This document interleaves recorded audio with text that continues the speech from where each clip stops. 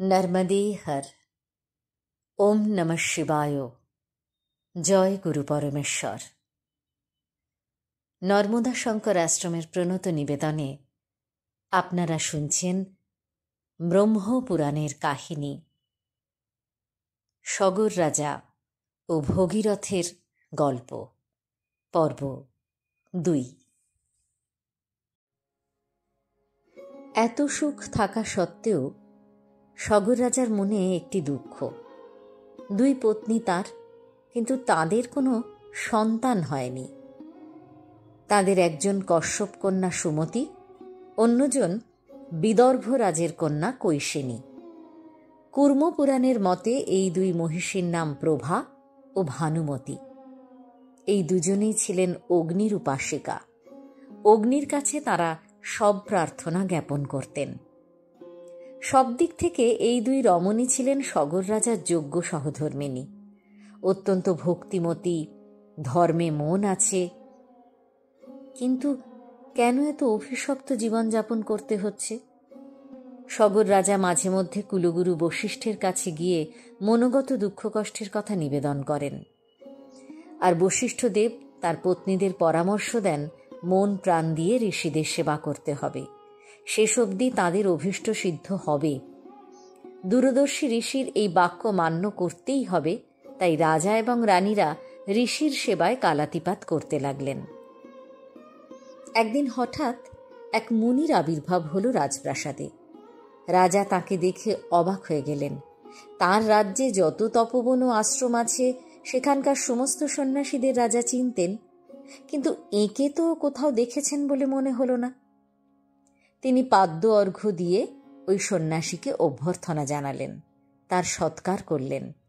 এই আতিথেয়তায় মুগ্ধ হয়ে মুনি বললেন, বলো রাজা, তোমাকে দেখে মনে হচ্ছে তুমি অতৃপ্তির মধ্যে আছো। এত বড় সাম্রাজ্যের একমাত্র অধীশ্বর হয়েও তোমার মধ্যে কি আক্ষেপ? আমায় তা খুলে বলো। কোনো রকম সংকোচ করো না, আমি তোমার অভাব পূরণ করব। মুনির মুখ নিঃসৃত এই শব্দগুলি শুনে রাজা সগরের মনে এক অনাস্বাদিত শিহরণের জন্ম হল। রাজার মনে এখন শুধু একটি মাত্র দুঃখ, তার কোনো পুত্র সন্তান নেই। তার মৃত্যুর পর এই বিশাল সাম্রাজ্যের অবস্থা কি হবে? যে মুনিকে তিনি চিনতেন না, সেই মুনির কাছে মনের বাসনার কথা খুলে বললেন রাজা সগর। সব শুনে মুনি বললেন, রাজন, তোমার এই অভিলাষ আমি পূর্ণ করব।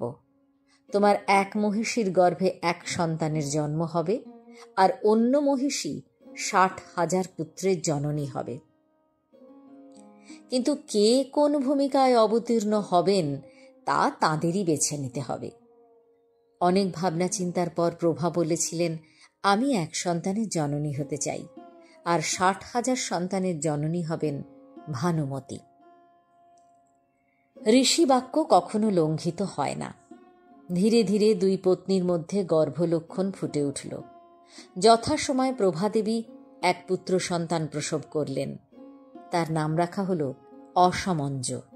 কিন্তু ভানুমতি প্রসব করলেন এক বিরাট আকৃতির লাউ। কোথায় 60,000 সন্তান আর কোথায় এই লাউ? লাউটিকে দেখে সকলের মন খারাপ হয়ে গেল। রাজা সগর বুঝতে পারলেন কোথাও একটা ভুল হয়ে গেছে।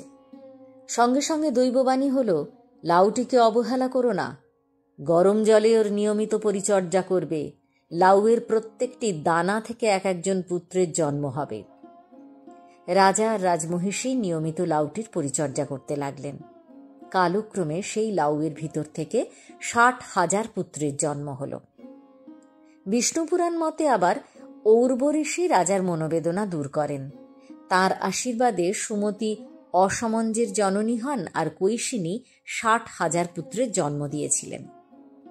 রাজার মনের আকাশ থেকে দুঃখের মেঘ কোথায় হারিয়ে গেল।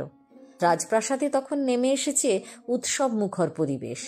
এতজন শিশুর কলকাকলিতে মেতে উঠেছে পরিমণ্ডল। রাজমহিষী 2জন খুবই খুশি হয়েছেন। পুত্ররা স্নেহ যত্নের মধ্যে বড় হতে লাগল। কিন্তু দুর্ভাগ্য রাজা সগরের। এত কষ্ট করে তিনি পুত্র সন্তানের জনক হতে পেরেছেন, এতে তার অপরিসীম তৃপ্তি। কিন্তু রাজবংশে এ কোন স্বভাবের পুত্রদের আগমন ঘটেছে?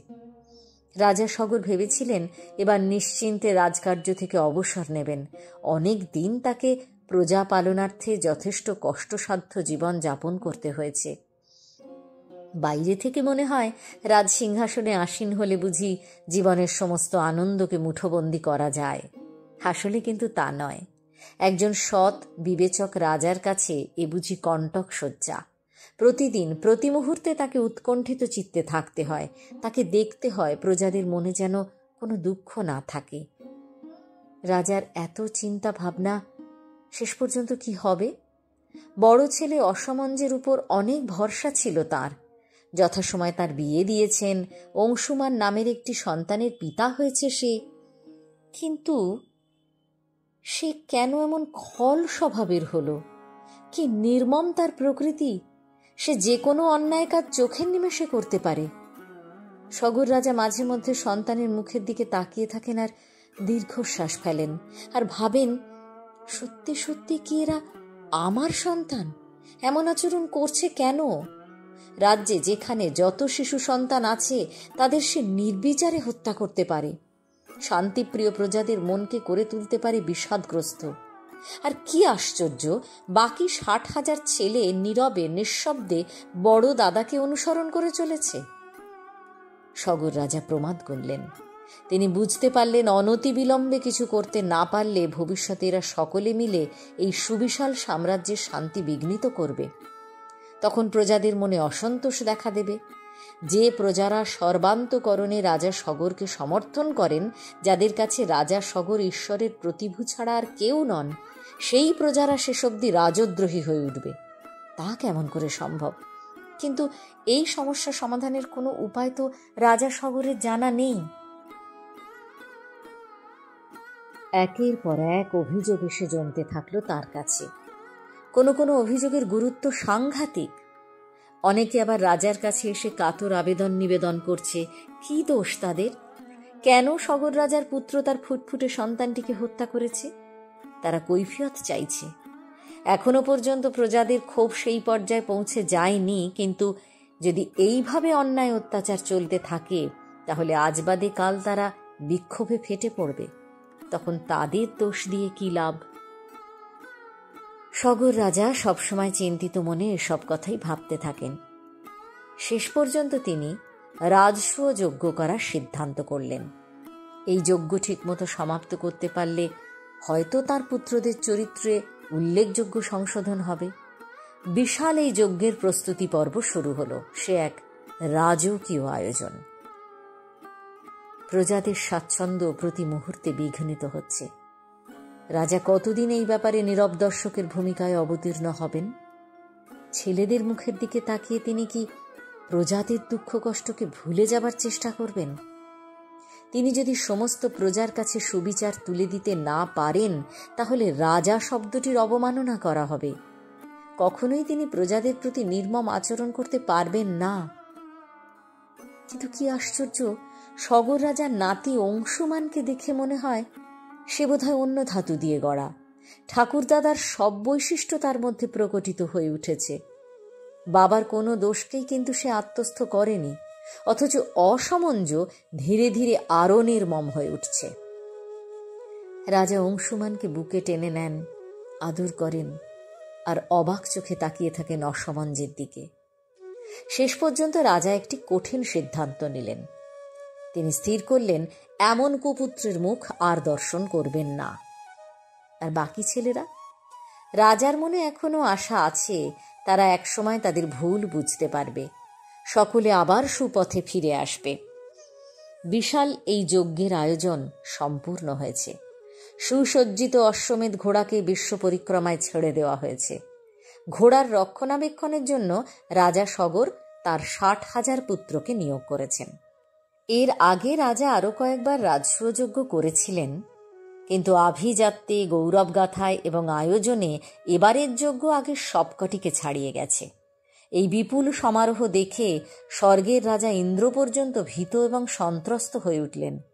যদি শেষ পর্যন্ত সগর রাজ এই মহাযজ্ঞ সুসম্পন্ন করতে পারেন, যদি কোনো বাধাবিঘ্ন এসে তাকে আক্রমণ না করে তাহলে তিনি ক্ষমতায় ইন্দ্রের প্রবল প্রতিস্পর্ধী হয়ে উঠবেন। এমনকি তাহলে হয়তো ইন্দ্রকেও তার শ্রেষ্ঠত্ব হারাতে হতে পারে।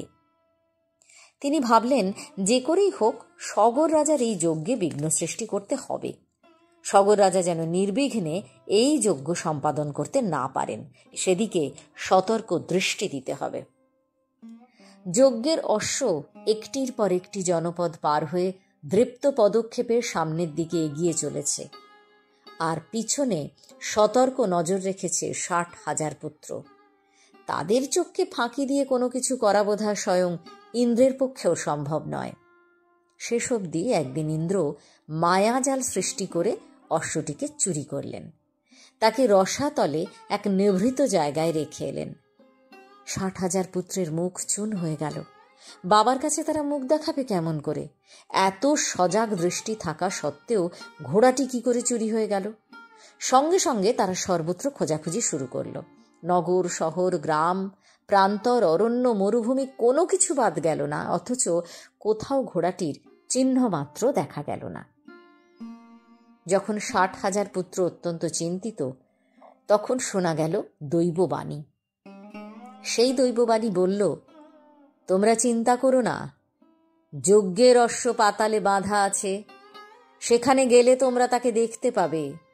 সে পথ বড় দুর্গম, অতি সাবধানে সেখানে পৌঁছতে হবে। দৈববাণী স্তিমিত হয়ে এলো। সগর সন্তানরা পড়ল মহাবিপদে। এই অশ্বকে যে করে হোক খুঁজে বের করতেই হবে, নাহলে বাবার কাছে তারা ফিরবে কেমন করে? সকলে মিলে মাটি খুঁড়তে শুরু করে দিল, কিন্তু বড় কঠিন কাজ। কাজ করতে করতে তারা ক্লান্ত হয়ে যেত, খিদের জ্বালায় মুঠো মুঠো মাটিই খেয়ে ফেলত। এইভাবে তারা সুড়ঙ্গ পথের বেশ কিছুটা নেমে গেল। পাতালের বাসিন্দা রাক্ষসদের কাছে এই খবর পৌঁছে গেছে। 60,000 মানব সন্তান যদি একসঙ্গে পাতালে প্রবেশ করে তাহলে তো সর্বনাশ। তাহলে রাক্ষসদের আর বাঁচানো সম্ভব হবে না। কিন্তু উপায় কি? স্বয়ং দেবরাজ ইন্দ্র ওই ঘোড়াটিকে তাদের কাছে রেখে গেছেন। এখন তো ঘোড়াটিকে ছেড়ে দেওয়া সম্ভব নয়। বিভ্রান্ত হয়ে ঘুরতে ঘুরতে তারা শেষ পর্যন্ত মহাজ্ঞানী কপিল মুনিকে দেখতে পেল। দেবতাদের জন্য একটি কাজ করে দেবার পর কপিল মুনি খুবই ক্লান্ত হয়ে পড়েছিলেন। তিনি ভেবেছিলেন কিছুদিন কাজ থেকে সম্পূর্ণ বিশ্রাম নিয়ে নিদ্রামগ্ন অবস্থায় থাকবেন।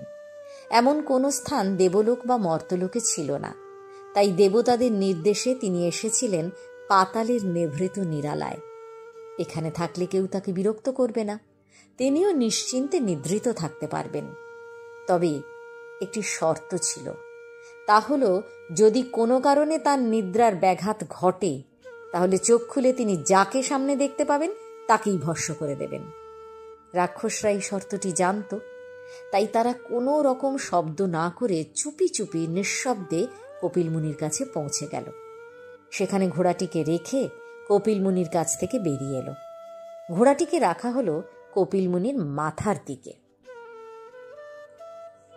সগরপুত্ররা শেষ অবধি পাতালে পৌঁছে গেছে।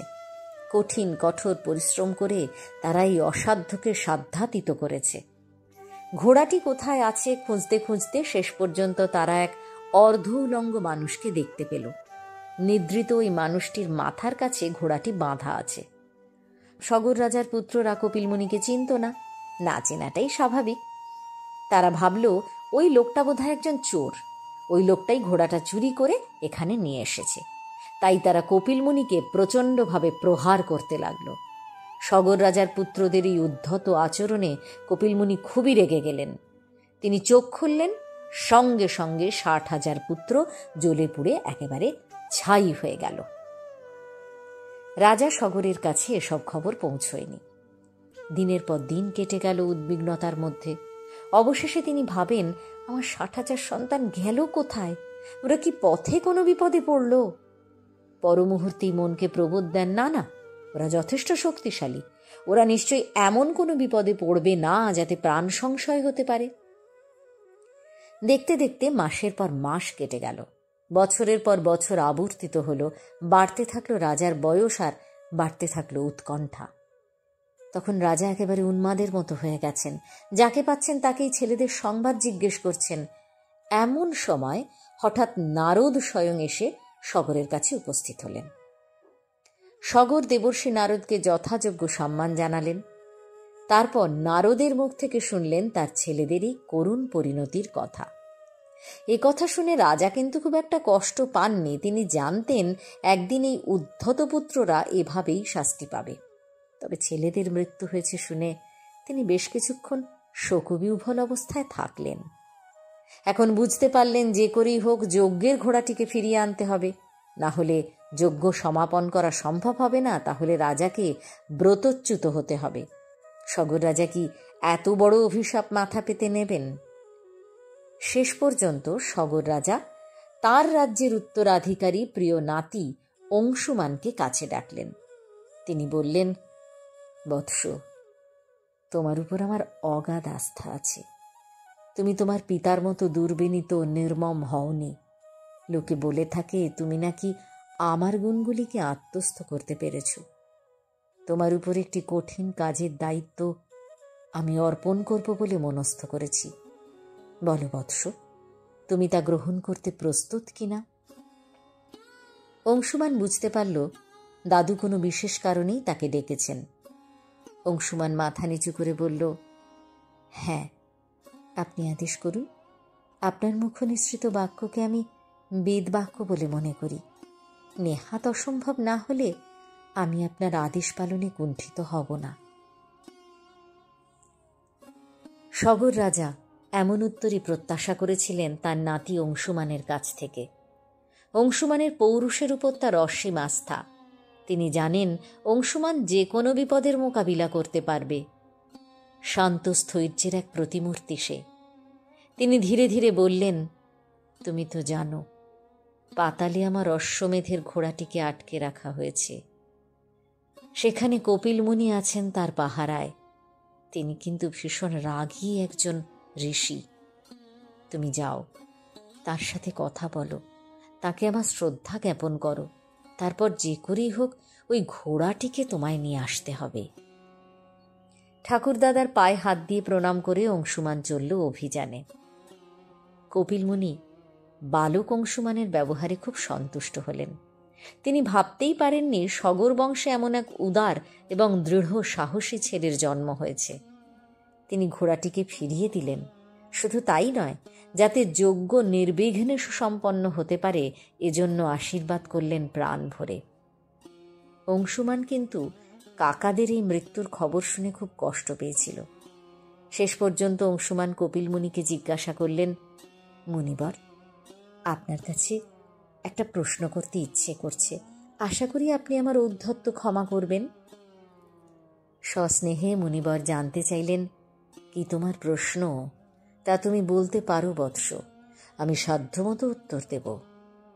অংশুমান জানতে চাইলেন, কিভাবে আমার পিতৃব্যরা এই মহাপাথার থেকে উদ্ধার পেতে পারেন, সে খবর কি আপনি জানেন? কপিলমুনি বুঝতে পারলেন কাকাদের মৃত্যুতে অংশুমান খুব শোকগ্রস্ত হয়েছে, হওয়াটাই স্বাভাবিক। তিনি বললেন, তোমার নাতি ভগীরথ তোমার কাকাদের উদ্ধার করবে। এজন্য আরো অনেকগুলো বছর অপেক্ষা করতে হবে। অংশুমান এই কথা শুনে কিছুটা আশ্বস্ত হলেন। যাক, শেষ পর্যন্ত কাকারা আবার পার্থিব দেহে ফিরে তো আসবেন, এ কি কম কথা। অংশুমান এসে ঘোড়া তুলে দিল তার পিতামহের হাতে। নির্বিঘ্নে সমাধা হল রাজসূয়যজ্ঞ। সগর রাজার ব্রত শেষ হল। এরপর আরো অনেকগুলো বছর কেটে গেছে। দীর্ঘজীবী রাজা সগরের বয়স হয়েছে অনেক। অংশুমানের পুত্র দিলীপ, তারপর দিলীপের পুত্র ভগীরথ এসেছে পৃথিবীর বুকে।